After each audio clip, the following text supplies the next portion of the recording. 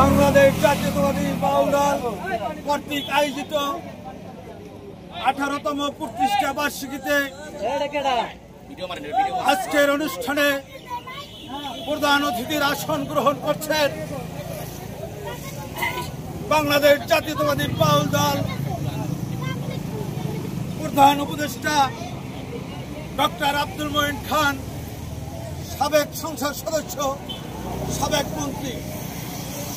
সম্মানিত উপস্থিতি, আজকের সভা মঞ্চে উপবিষ্ট আছে বাংলাদেশ জাতীয়তাবাদী বাউল দলের কেন্দ্রীয় কমিটির অঙ্গ সংগঠনের সকল নেতৃবৃন্দ।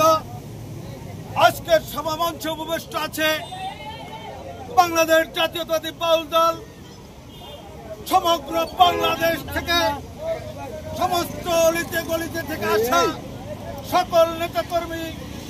আপনারা বাউল দলের কেন্দ্রীয় কমিটির পক্ষ থেকে আপনাদেরকে অভিনন্দন জ্ঞাপন করছি। আপনারা সবাই আমার সালাম গ্রহণ করুন। আসসালামু আলাইকুম।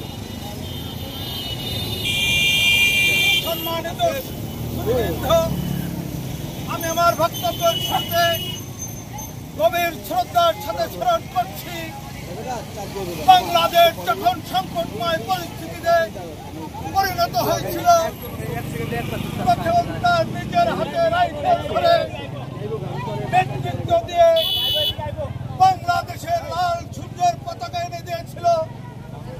মহান সংসদের লোকের পাশে সহিত মরহুম প্রেসিডেন্ট জিয়াউর রহমানের বিদায়ী আত্মার মাগফিরাত কামনা করছি। তারই সাথে সাথে তিনবারের প্রধানমন্ত্রী দেশের নেত্রী বেগম খালেদা জিয়ার রোগ মুক্তি কামনা করছি। তারুণ্যের অহংকার তারেক রহমানের দেশের প্রত্যাবর্তন কামনা করছি। প্রিয় উপস্থিতি, আজকে বাউল দলের 18তম প্রতিষ্ঠা বার্ষিকী।